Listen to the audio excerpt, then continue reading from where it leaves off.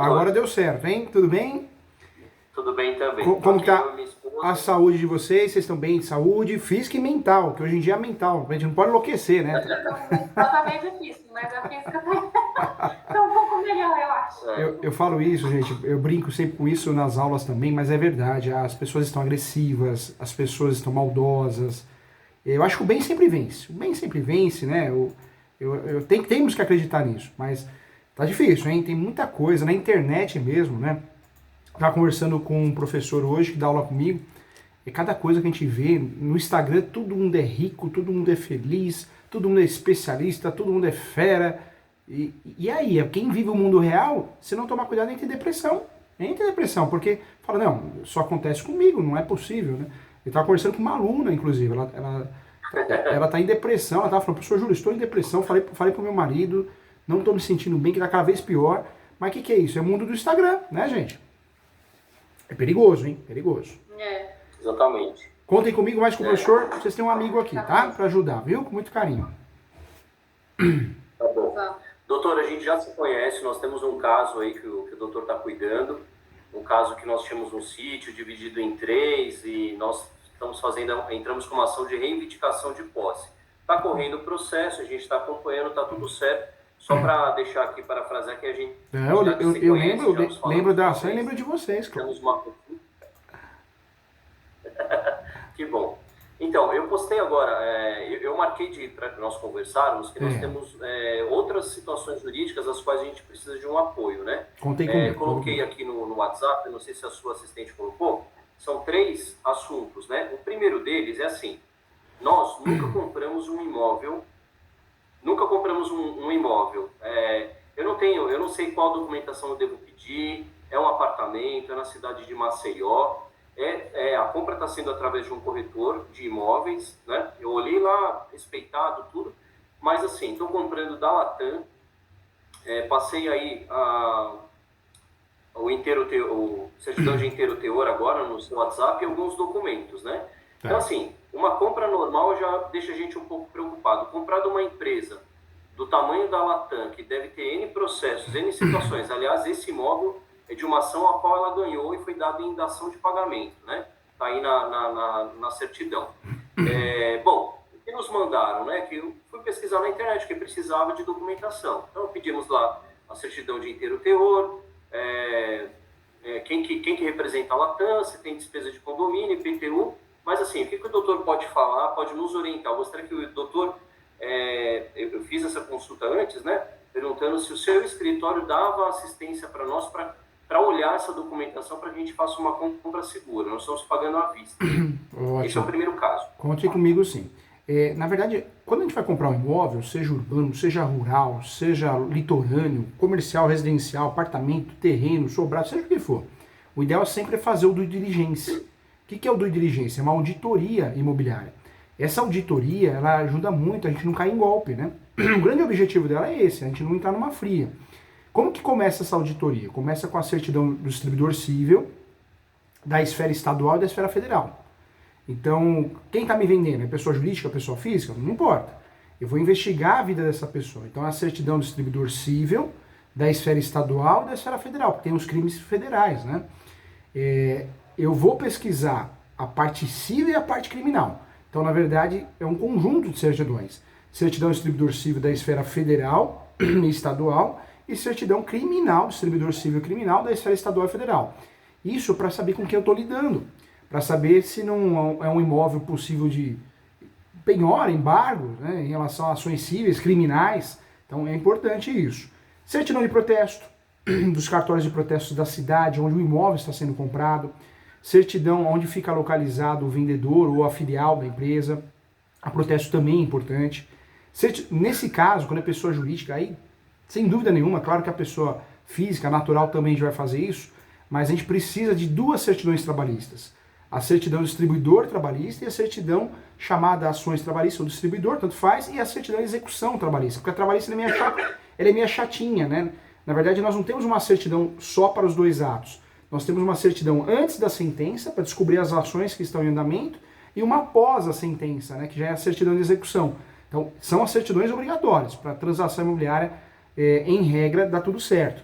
E em relação ao imóvel, a certidão de propriedade atualizada para saber quem está me vendendo, se realmente é proprietário ou proprietária. Eu gosto muito de trabalhar com a vintenária ou a trintenária, que é uma certidão que você vai descobrir quem é dono, se realmente quem está te vendendo é dono, mas eu consigo fazer um rastreamento de 30 anos para trás. E por que isso? Às vezes o imóvel está contaminado. Tivemos um caso que eu fiz auditoria imobiliária aqui, do Diligence, e esse, o cliente, o Fernando Garcia, ele estava comprando um imóvel contaminado. Por quê? Há muitos anos atrás foi posto de gasolina, e o vendedor não falou. O inquilino, na época, contaminou o solo, não trocou aqueles tanques e caiu fora. Porque a troca de tanque é muito cara, né? É onerosa. Então, o vendedor falou, opa, eu não vou arcar com isso não, vou empurrar e vou vender esse imóvel. E estava tentando vender um imóvel contaminado. Então, é uma outra situação que a gente precisa analisar. Se o imóvel é litorâneo, então, em Alagoas, né? Alagoas, um lugar maravilhoso. Eu passei num concurso de oficial de cartório, muitos anos atrás. Tive a possibilidade de ser cartorário, né? Alagoas, que é um lugar lindo, uma cidade litorânea. A gente precisa verificar se esse imóvel ele tem laudêmio, enfiteuse, ou seja, se ele tem alguma participação da marinha, se é considerado uma área de manancial ou não. Então, esses cuidados são necessários. O due diligence, ele tem os documentos básicos, algo em torno de umas 12 certidões. Mas dependendo da localidade do imóvel, os costumes locais, se é rural, se é litorâneo, a pesquisa vai ter que ser mais ampla, vai ter que ser maior. Um exemplo do imóvel rural, eu tenho que fazer uma topografia, um georreferencial, para não dar problema amanhã ou depois de uma ação de marcação de terras ou ação de divisão de terras. Então, tudo isso tem que ser analisado. Quais certidões vocês puxaram até agora? Então, eu peguei essas de protesto, de alguma coisa, nada, porque, como eu disse agora, é uma empresa muito grande, com certeza ela tem inúmeros processos trabalhistas e de todo tipo de processo. Eu estou falando da Latam. Estou falando de uma empresa pequena, da mercearia do Raimundo, né? Uma empresa grande. Então, assim, na verdade, o motivo de conversar contigo é justamente para fazer esse levantamento de informações para que a gente se sinta seguro de fazer essa compra, tá? Peguei só quem assina pela Latam, então, as atas de assembleia, documentos do condomínio, que eu também não sei se a pessoa que está assinando ali é a pessoa que assina, né? Então, assim, na verdade, eu estou no escuro, eu não pedi nada ainda. Então, na verdade, o que eu quero é ver contigo como que eu faço para a gente fazer, então, essa análise perfeita, para a gente não ter esse tipo de problema, tendo em vista até que se trata de uma empresa, com certeza ela tem várias questões aí, e, bom, ela deve em algum momento conseguir vender os bens dela, mas eu quero segurança amanhã, eu não quero ter problema com isso. O imóvel não é antigo, então acho que 20 anos dá para pegar. A composição deve ter 15 anos, mas ou 14, o condomínio, pelo que eu vi lá, né? Então, daqui para... Aí eu só peguei a certidão de inteiro teórico que eu passei aí, postei, para a gente ver. Quanto custa o due diligência e quanto tempo leva, doutor? Lembrando, então, que é um apartamento em uma cidade litorânea. Segundo me falaram, não precisa de laudêmico, né, que fala? Isso, laudêmico. Mas eu não sei. Está uma quadra da praia, mas é uma região, ali está na Ponta Verde, né? Então é a região central ali, Jatiuca. Jatiuca, Ponta Verde e Pajuçara são as praias, são os bairros litorâneos, né? Frente mar. O ideal nesse caso, custa e quanto tempo leva? Tá bom, contem comigo sim. Eu gosto muito de vocês são muito educados, simpáticos e eu gosto de gente do bem, né? Eu até brinco, os alunos falam, poxa, professor, você fala na cara dura que você não quer cliente ruim ou aluno ruim. É verdade mesmo, porque eu acho que a vida é energia, né? Então a gente precisa atrair pessoas do jeito que a gente procura ser. Então eu gosto do jeito de vocês. Gente, com muito carinho, tem que solicitar a certidão de laudêmio sim. Por que isso? Porque nós temos classificações diferentes de estado para estado. Outra coisa, lá eu conheço bem, por causa do concurso, lá nós temos regiões de APP, área de preservação ambiental. Então tem imóveis, né, até apartamentos, né? Onde você tem um apartamento do prédio, o prédio não pode mexer na garagem, não pode fazer nada porque é área de preservação ambiental, então precisa tomar cuidado sim. Outro detalhe também que eu sempre falo, isso também é importante, falou em condomínio, lá é casa, vocês estão adquirindo casa, não apartamento, né? Não, apartamento. Apartamento? Tá. Apartamento. Então, nesse due diligence, gente, é muito importante, viu? Vocês precisam do quê? Da certidão negativa de débitos condominiais ou cotas condominiais. E essa certidão precisa ser assinada pelo síndico e a administradora. E o detalhe o mais importante, essa certidão precisa ter cópia da ata que elegeu o síndico ou a síndica e da última ata para provar que ele não perdeu o cargo, ele ou ela. Por quê? Acontece muito de você comprar um apartamento, depois tem um débito condominial e depois você não acha mais o vendedor, né? Então, é algo muito importante. Semana passada aqui no escritório, nós levantamos um monte de documento. Só que nós descobrimos na certidão do distribuidor civil, o imóvel era objeto de uso capião. Ou seja, o tio estava vendendo imóvel, mas estava pactuado, né, com o sobrinho, e o sobrinho fez uma ação de uso capião, porque o imóvel era dos pais, cabe o uso capião de imóvel dos pais. Então, tem de tudo, viu, gente? Eu na advocacia, acho que na docência também, eu cheguei à conclusão que tem de tudo. Quando a gente acha que não existe, existe, sabe, gente? De todos os sentidos. Tem muita gente boa, mas tem gente capaz de tudo nessa vida, viu? Eu atendi recentemente aqui uma mulher que ia fazer inventário do marido, o marido nem falecido estava, né? Então é assustador, né? É um pouquinho assustador. Se fosse uma empresa, ela podia fazer um inventário, né? Do quantas mesas tem, cadeiras, ar-condicionado, mas inventário do marido. Não, ela queria fazer inventário, porque ela queria partilhar os bens, né, do companheiro.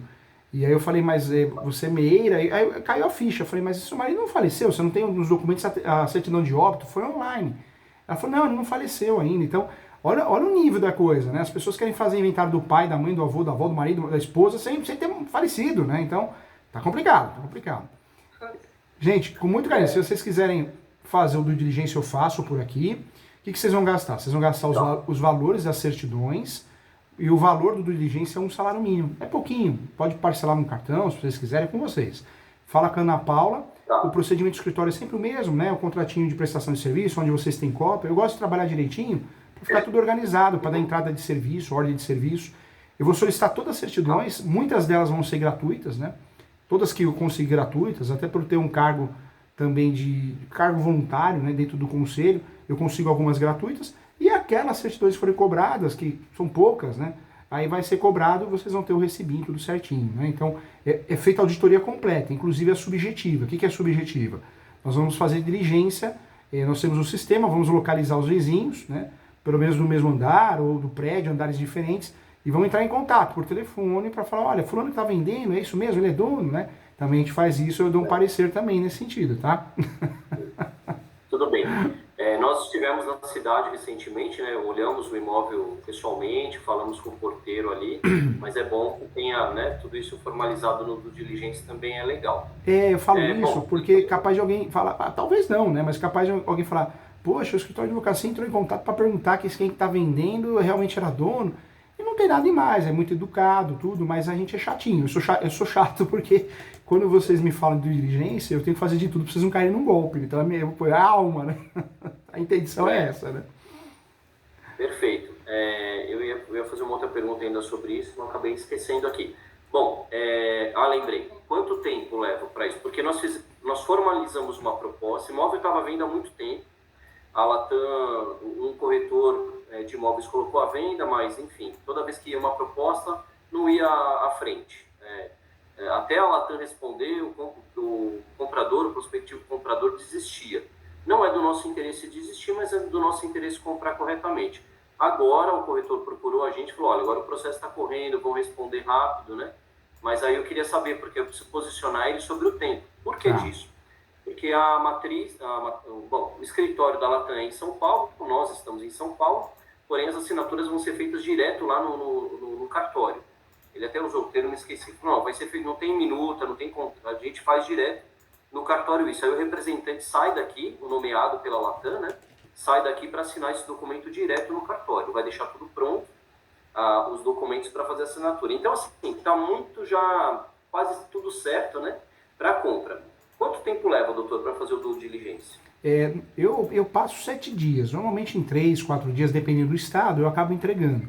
Por que 7 dias? Porque algumas certidões demoram um pouquinho mais, eu faço a reconfirmação de autenticidade, né? Faço o parecer também, então, normalmente 7 dias. Eu ponho no contratinho 7 dias, porque normalmente antes, mas é o prazo que eu preciso. Tá bom, perfeito. É o que ele disse, Fabiano. No caso, não será feito um contrato assinado, a transferência de propriedade será feita imediatamente, direto por escritura pública no cartório de notas. Foi o que ele disse. Então não vai ter um contrato de, sei lá, compra e venda ou qualquer outra coisa, né? Ele disse que não, marca direto lá, vai no cartório direto, já faz escritura pública no cartório de notas. Foi a orientação que ele deu, porque era um documento que queria juntar uma minuta.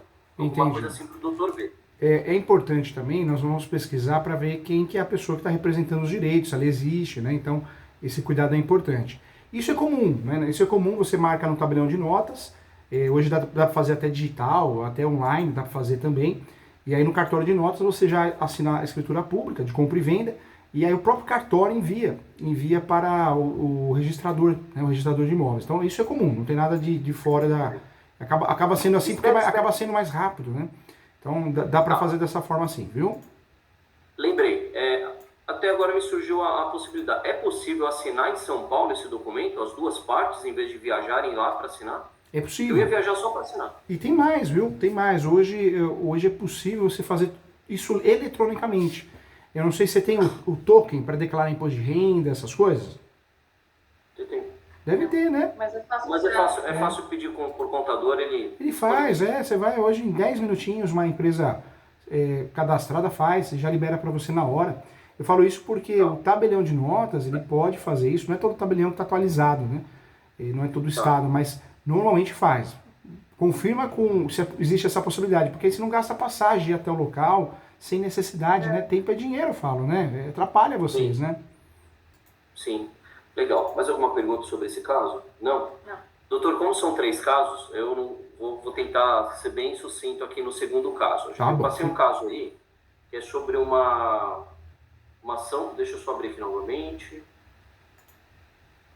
Um processo de ação de anulação, processo de ação de anulação de escritura pública de renúncia de herança. O que houve, tá? Tá. O pai da Bárbara, quando ele faleceu em 2019, ele deixou empresas, dívidas e bens. Os herdeiros herdam dívidas, bem, tudo, direitos, deveres, enfim, devia para a Receita. Na verdade, o espólio, né? O inventário a gente faz para pagar as dívidas do falecido, que sobrar, se sobrar alguma coisa, vai ser partilhado. Perfeito.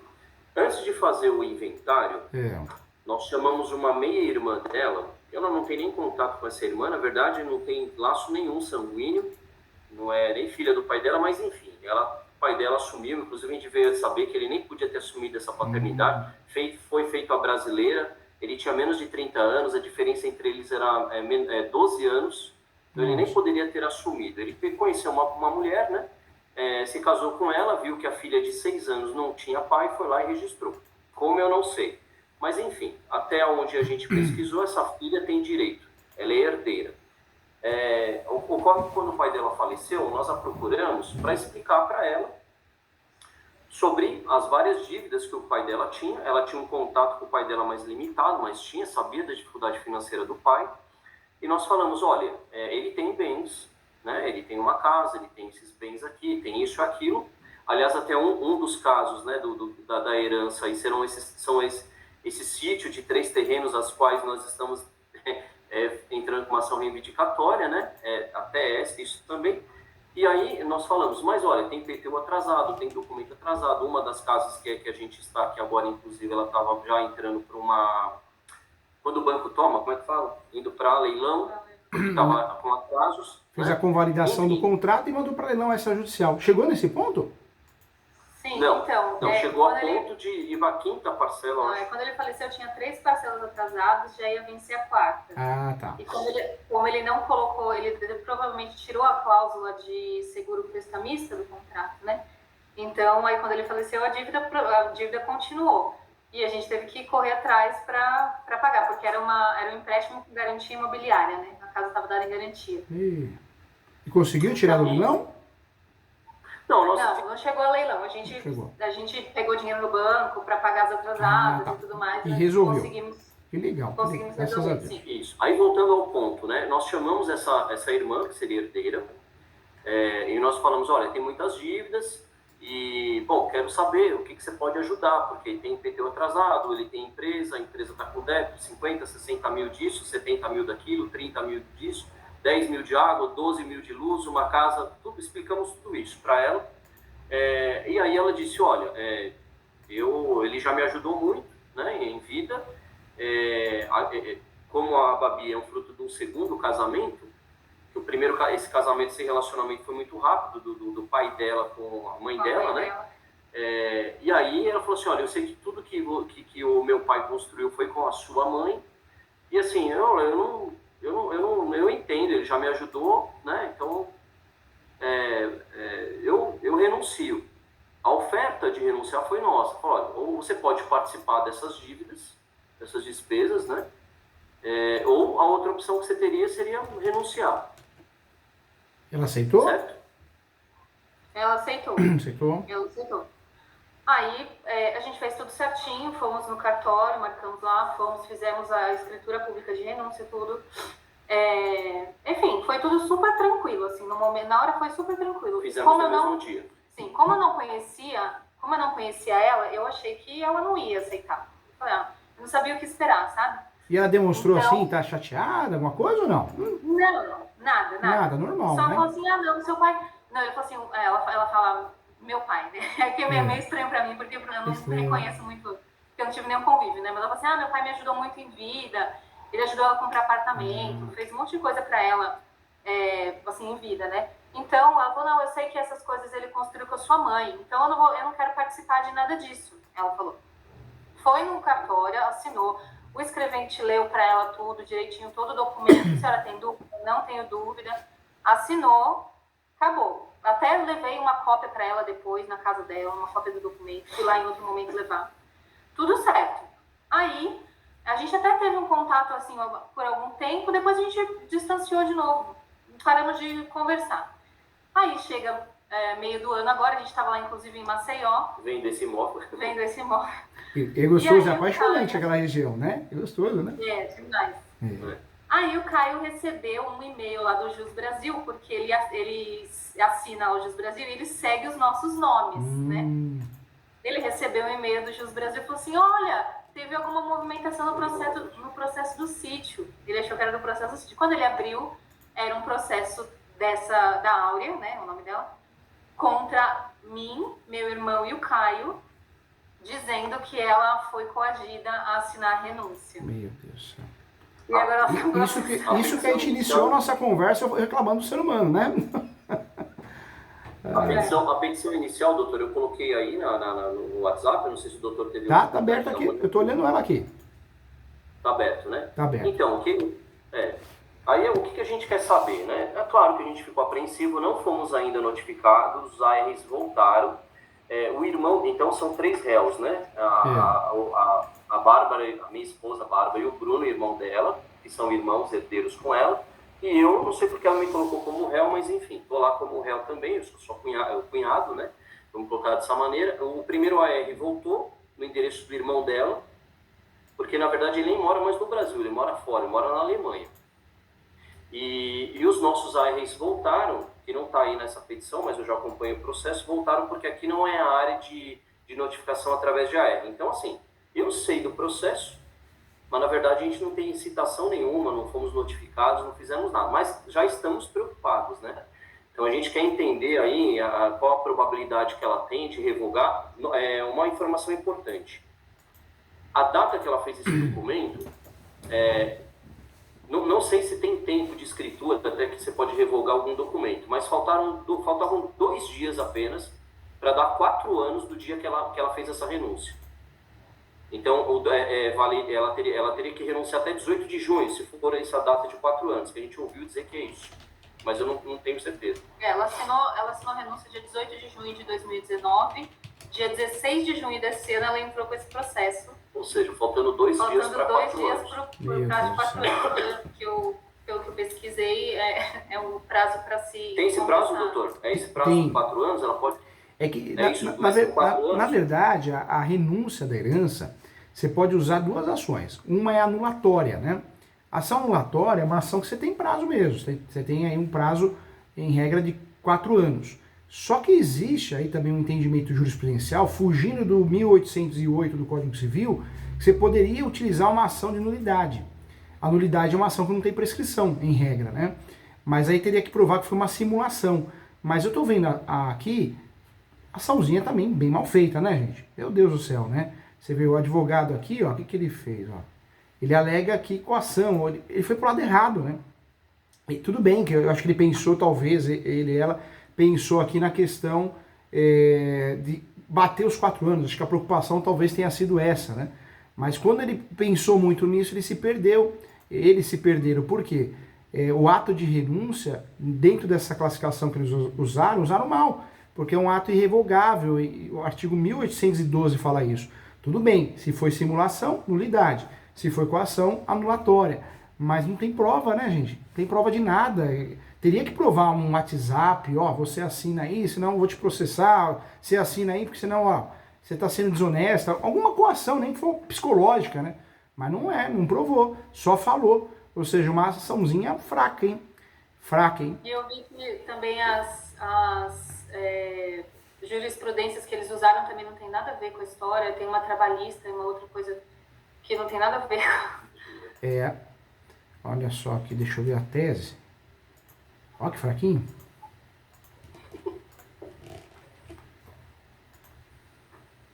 Sorte é de vocês, viu, gente? Pode ser sincero, com muito carinho, muita propriedade no assunto, não vai dar em nada, viu? O problema é que ela conseguiu estar gratuita, né? Deixa eu ver, confirmar aqui. Porque se ela conseguiu, ia ter sucumbência ainda. Até sucumbência? Quando tem justiça gratuita, aí não gera risco nenhum, né? Para ela, né? Que fez a ação. Agora... Não, ela pediu. Pediu e conseguiu. Aqui, ó. Conseguiu. Ou seja, porque uma pessoa... gente pensou em... Desculpa cortar vocês, mas uma pessoa que faz uma ação dessa, né? De má fé, ela tem que pagar sucumbência para aprender, né? Fala que é para aprender a ser gente boa, né? Mas não vai pagar sucumbência, não. Ela provavelmente vai perder a ação. Foi muito equivocada a forma que ela escolheu. Só que conseguiu sua gratuita. Pediu sua gratuita e conseguiu. Aqui, ó. Um sistema aqui. Tem como a gente quebrar essa justiça gratuita? Porque ela mora com os filhos, pagava aluguel. Enfim, ela ganhou, né? Deram aí a justiça gratuita, mas... Ela é funcionária? Ela é funcionária pública? Tem CLT, alguma coisa assim? Você sabe dizer? Eu sei que contato é pouco, né? Ela mora com o filho é funcionário público, ela não passou em concurso, eu não sei qual atividade que ela tem. Olá, mas ela tudo bem? Ela tinha uma MEI, que nesse período ela fechou, a gente descobriu que ela tinha uma MEI. Ela vendeu, inclusive, em 2019, um terreno que ela tinha. Vendeu a posse, né? Na verdade. Cessão de direitos hereditários. Olá, tudo bem? É claro, pode ter gastado todo o dinheiro e agora pedir, mas, enfim. Vamos ver. E vocês ainda não apresentaram a contestação, né? Não, ainda não, nem porque nem foi citado. Teoricamente a gente nem sabe da história. A gente só sabe porque acompanha, né? É que esse site deles aqui é um site complicado. Ah lá, agora foi. O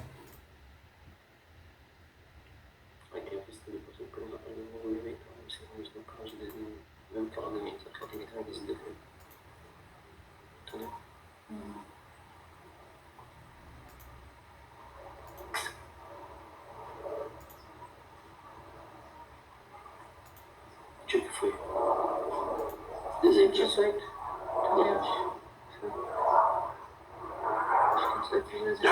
Inclusive aí, doutor, tem a data que foi feito o inventário também, tem, eu não sei, depois a gente pode falar do prazo.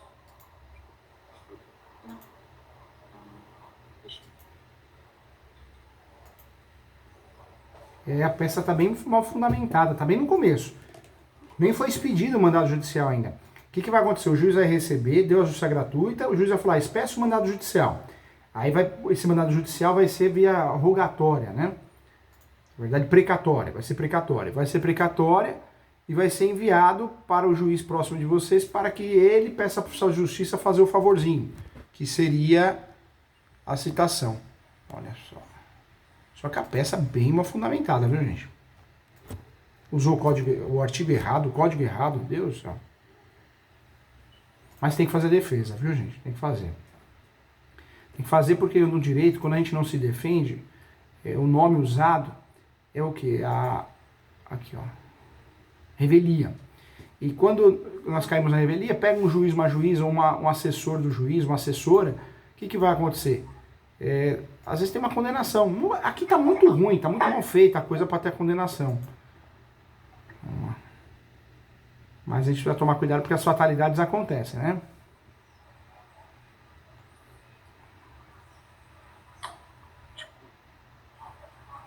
Mas isso só lá na frente, a hora que vocês forem citados, porque às vezes o processo, o que acontece? Ela não consegue citar vocês, não consegue achar, vai citar e vocês estão trabalhando, não estão em casa, o oficial de justiça, ela pediu citação via correio, olha, ele errou aqui, ó.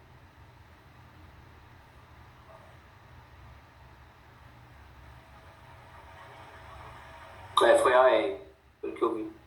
Os AERs voltaram agora esses dias. Porque aqui não é atendido, né, por AER. E doutor, tem que ter todo mundo tem que estar citado para prosseguir, enquanto uma pessoa não for citada. Essa é a desvantagem quando você faz um processo contra várias pessoas, né?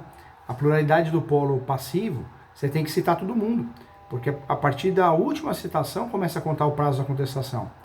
É uma desvantagem muito grande. A peça muito mal fundamentada, fora da casinha. Já tá tomando aqui uma canseira em relação à citação, ó, isso é bom. Porque o juiz provavelmente vai voltar, o juiz vai pedir... O juiz vai criando asco. O juiz vai falar assim, opa, peraí, você não consegue citar eles no endereço que você deu? Então vamos fazer assim, recolhe guia de oficial de justiça. Aí ela vai tentar a guia de oficial de justiça. Tudo bem que ela propôs a ação dentro do prazo. Estou fazendo um cálculo que ela propôs. Vamos ver aqui.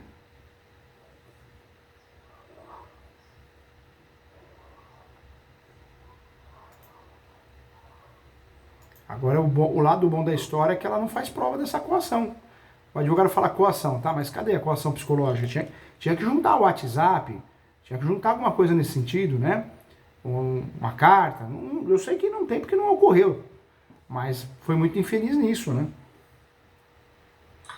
Talvez a única coisa que estão se prevalecendo é que a conversa, o encontro, elas se encontraram, falaram do pai dela, enfim, uma conversa emocional, um diálogo tranquilo e, junto com isso, como que ia tratar a questão dos bens, dívidas e tal. E a decisão ela tomou no mesmo dia. Foi encontrado no shopping, o shopping fica a menos de 1 quilômetro do cartório, é um shopping que ela trabalhava, que ela tinha segurança, então, assim, a qualquer momento ela poderia ter chamado um segurança, ela poderia ter dito alguma coisa, ela foi conosco no nosso carro porque ela quis, tomou a decisão, ela podia ter dito, mas cadê as dívidas, quais são, ou posso pensar e amanhã responder, não. Ela falou, não, eu vou lá, vamos resolver agora. Pode ser agora? Pode. Ela entrou e foi, chegou lá, apresentou os documentos no cartório, pro escrevente, o escrevente fez tudo, leu, ela confirmou, assinou, continuou conversando com a gente de boa, voltou lá, inclusive 5 meses depois, quando ela foi fazer uma sessão de direitos hereditários de um outro imóvel que ela tem, de outra coisa, do ex-marido dela, que ela é viúva, e também ninguém não falou nada, só agora, faltando aí 2 dias antes do prazo, que ela entrou com isso. Então, assim, eu acho difícil ela provar alguma coisa, o ônus da prova é dela, doutor? É dela. É dela. Ela deveria, na verdade, o que ela deveria ter feito? Ela deveria ter pedido aqui, ela não pediu porque ela sabe que não aconteceu, né? Mas a gravação, talvez o shopping center, tem câmeras na praça de alimentação, né? Não sei se a reunião foi na praça de alimentação. Ela foi muito infeliz. Então, deveria ter pedido isso. Deveria ter pedido também, talvez aí, o WhatsApp, uma ata notarial também. Ela poderia ter feito uma ata notarial.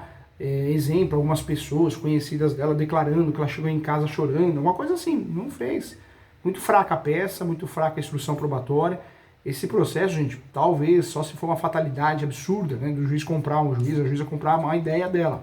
Isso acontece, ser humano é complicado, mas a tendência aqui é que ela acaba perdendo a ação, com facilidade, perdendo por ela mesma, né? É claro que se vocês forem citados, vocês vão apresentar a contestação, se forem citados no momento oportuno, porque não tem nem que se preocupar. Poderia se habilitar como terceiro interessado no processo, mas para quê? Eu falei para o aluno ontem isso. Professor, me habilitei como terceiro interessado. Eu falei, mas pra que isso? Porque até a pessoa te achar, ela vai sofrer. Pode ser que ela desista da ação, o processo é extinto sem resolução do mérito. Você nunca vai se dar como habilitado sem necessidade nos casos normais, convencionais, né?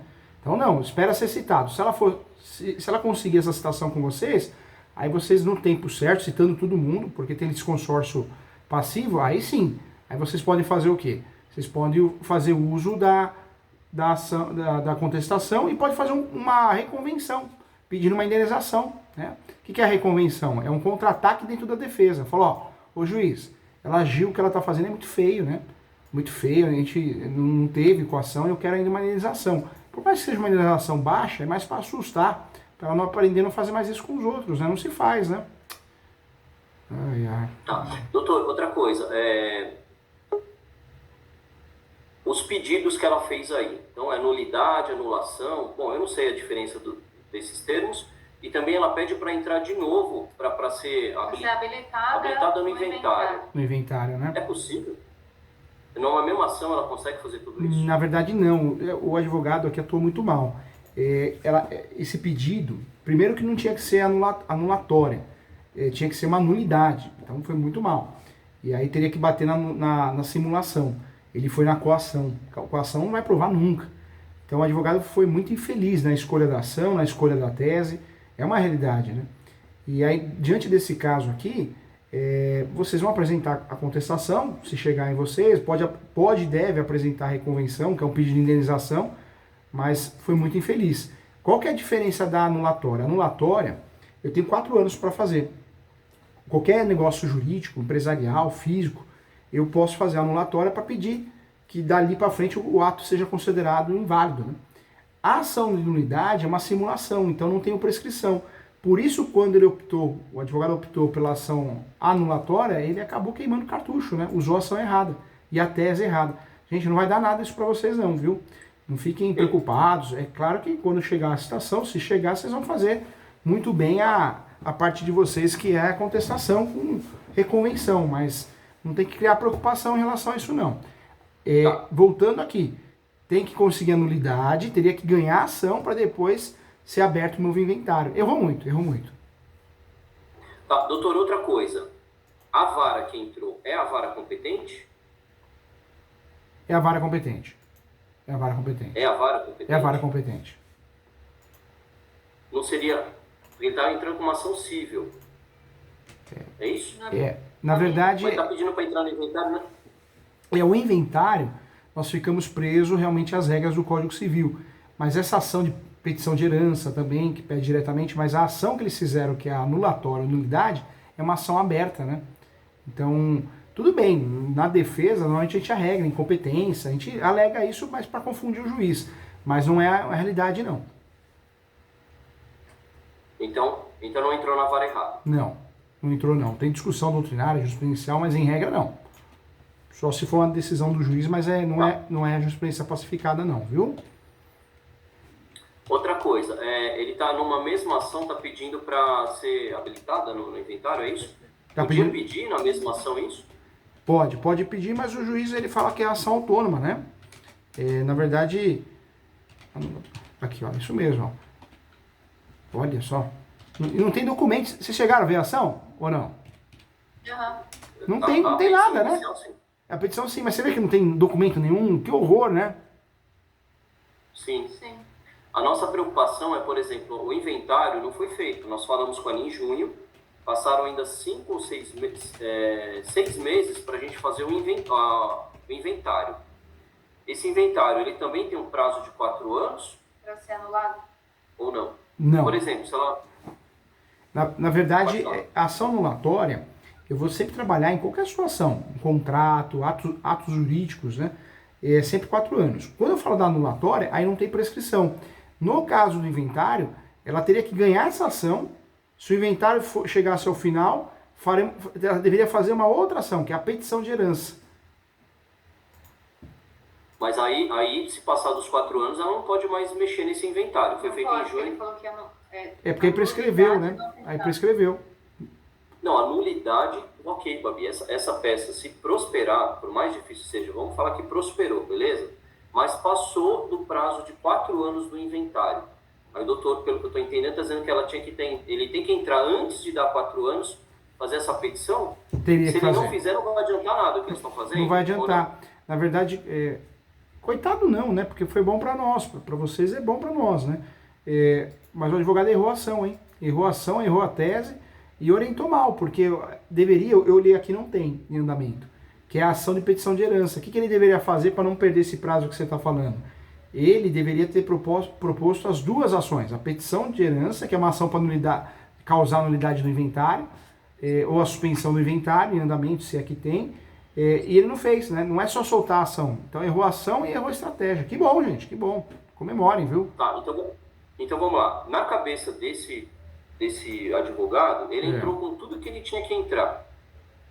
Salvo agora, se ele perceber que ele está fazendo uma ação errada, ele tem até dezembro, ou seja, dentro do prazo de 4 anos da escritura de inventário, que ele está aí na petição, inclusive, né, que ele colocou, ele tem até esse prazo para entrar com a ação certa, porque se ele ganhar essa ação, mas ele não entrou com a ação correta, não vai adiantar nada ele entrar com essa. Se ele quiser anular isso, não vai adiantar nada. Ele usou a ação, a primeira ação de forma equivocada.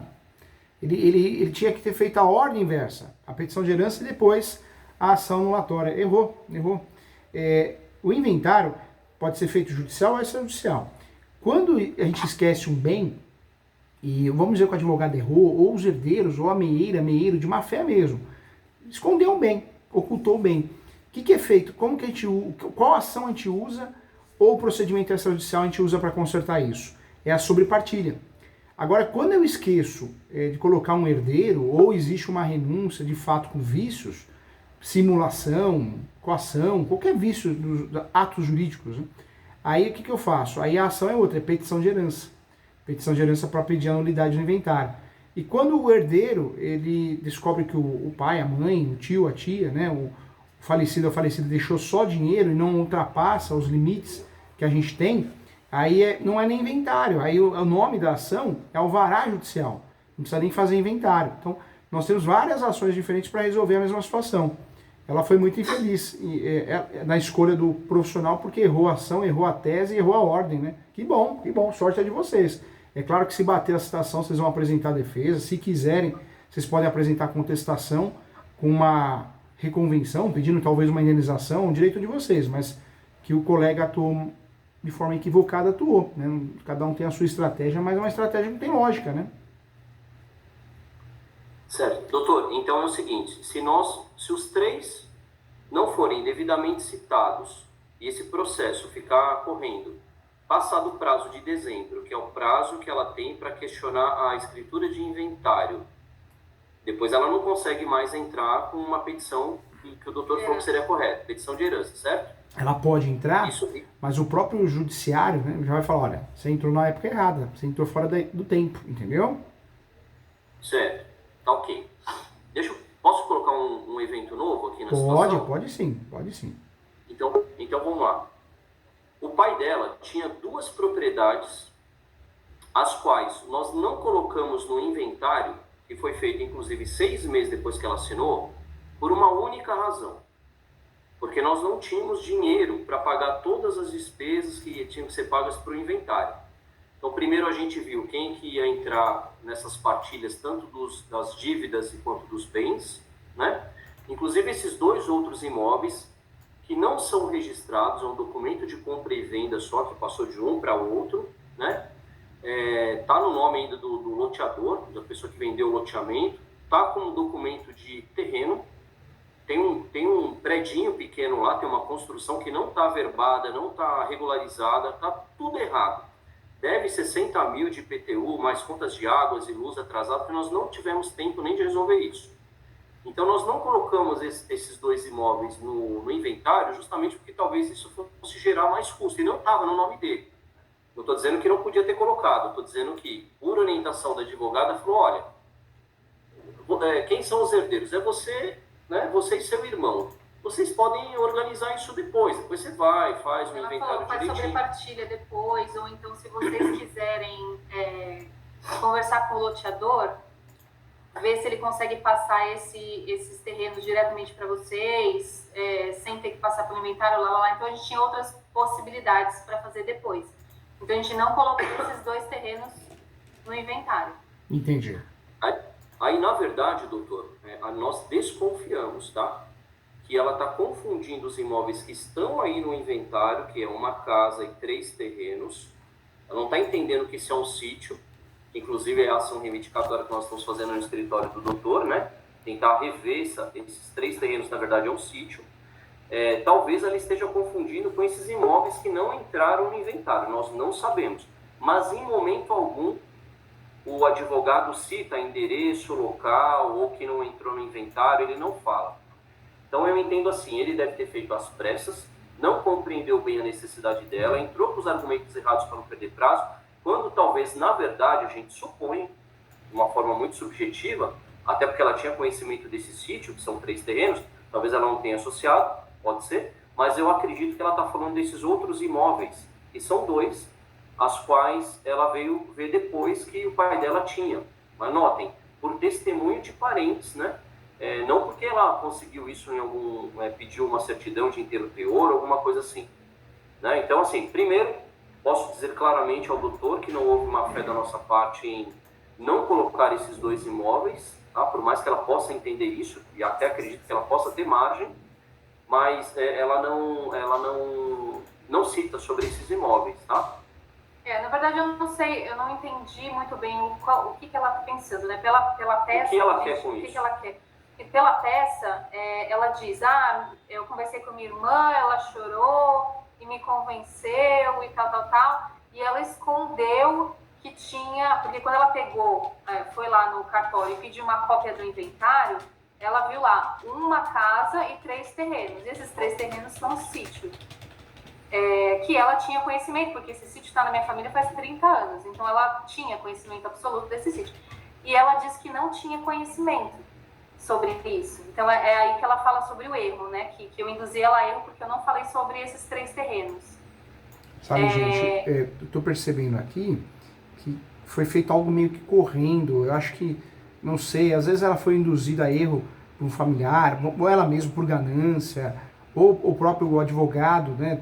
É 30% do êxito, advogado que faz tudo não faz nada, né? Então, às vezes é um aventureiro que achou que vai ganhar dinheiro com isso, porque está muito mal fundamentado. Está muito mal fundamentado e está confusa a história. Ou seja, errou a ação, errou a tese, errou o tempo, errou a ordem, e ainda a peça gera uma confusão em relação ao imóvel, né? Não é muito claro, né? Em relação ao direito, né? E fora que não tem prova, não tem papel, não tem nada, né? O que tem, você viu, a cópia da RG dela, só os documentos pessoais, né? E a renúncia, né? Aqui, o que a gente pensou até é tentar adiar ao máximo essas notificações, seja por qualquer meio. Isso, não se habilite não. Isso. Inclusive o do Bruno, que mora fora, realmente nós não temos de fato, de verdade, o endereço dele, apesar que a gente conversa pelo WhatsApp, mas ele muda, porque ele vai mudando, uma hora está na Espanha, outra hora está... Enfim, a gente não tem o endereço certo dele. Mas assim, a gente não queria ter uma defesa antes de dezembro. Porque depois se eu coloco lá toda a matéria, olha, você entrou, você pediu errado, você devia ter pedido isso, eu estou ensinando, né? Vou colocar dessa maneira, estou ensinando, peraí, então tem mais 10 dias, deixa eu correr.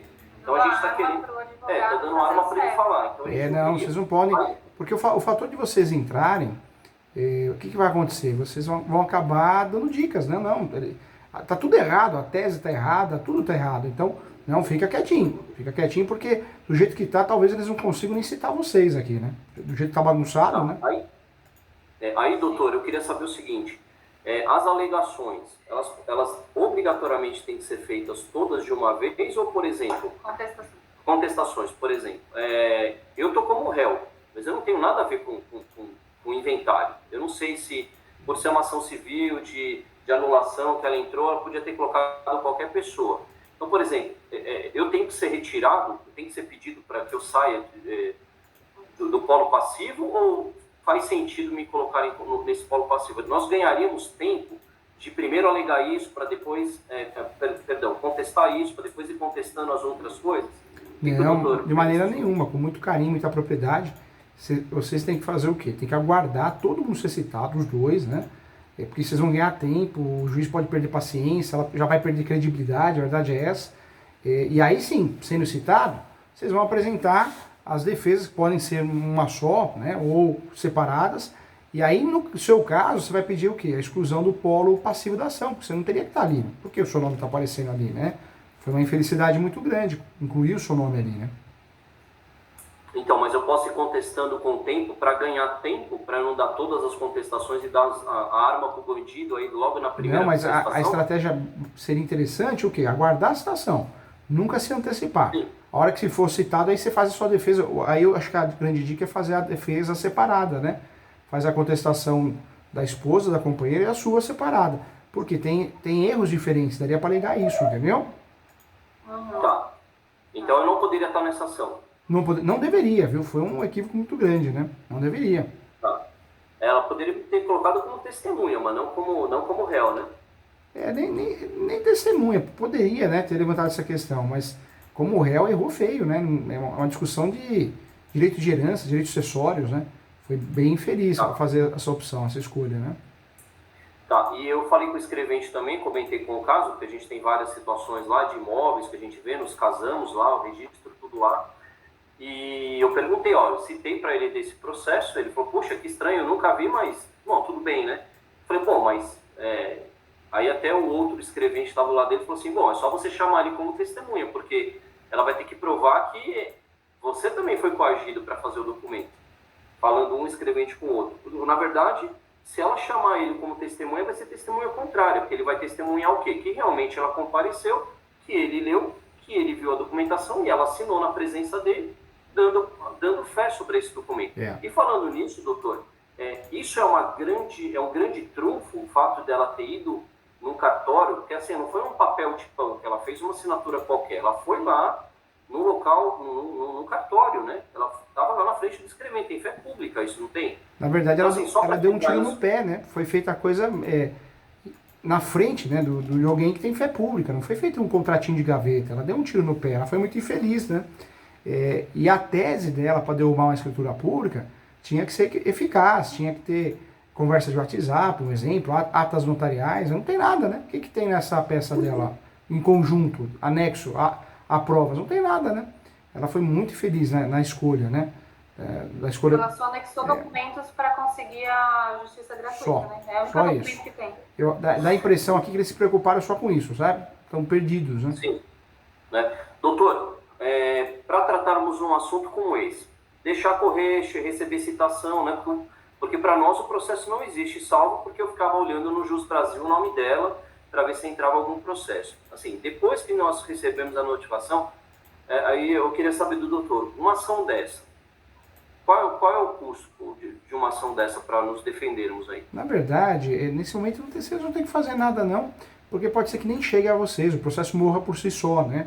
Ocorre a extinção sem resolução do mérito, foi muito mal feito, pode ser. Então não tem nada a fazer. Mas hoje vocês teriam que fazer o quê? Uma contestação, quando forem citados. Essa contestação, o valor, acho que básico dela é R$3.000, é um valor baixo, né? Porque não é nem a título de... não é incluso na tabela nossa aqui de ações iniciais, é um valor baixo. Na verdade hoje acho que essa defesa aí seria em torno de uns 5 a 7 mil, mas como vocês já têm ações aqui no escritório, eu ajudaria assim fazendo um valor menor, tá? Para poder ajudá-los, tá bom? Se precisar, se Deus quiser, a ação vai morrer antes. Isso hoje, tá? Eu falo porque, vamos dizer que ela consiga citar o ano que vem, aí pode ter alguma correção, alguma coisa assim, mas isso hoje, viu? E se isso prosperar, por exemplo, aí tem a primeira contestação, a ideia da contestação é que a gente não seja ouvido, é isso ou não? A contestação, então, sim, na verdade, na contestação vocês vão falar, né? Vocês vão falar assim, olha, gente, a gente quer falar agora a nossa posição. Tanto é que é na contestação que vocês podem fazer o quê? Apresentar na contestação, vocês não só podem, mas devem apresentar a reconvenção, que é o contra-ataque. Eu estou falando assim porque eu estou falando com vocês, eu estou vendo as peças, né? Perfeito, doutor. Mas não fiquem... Eu sei que preocupa, né? Claro que preocupa, mas não fiquem... Foi muito mal feito, né? Não sei porque ela tomou essa atitude feia, mas foi muito infeliz, né? As escolhas dela. Então, para vocês é ótimo. É questão de tempo para o processo morrer sozinho. Se não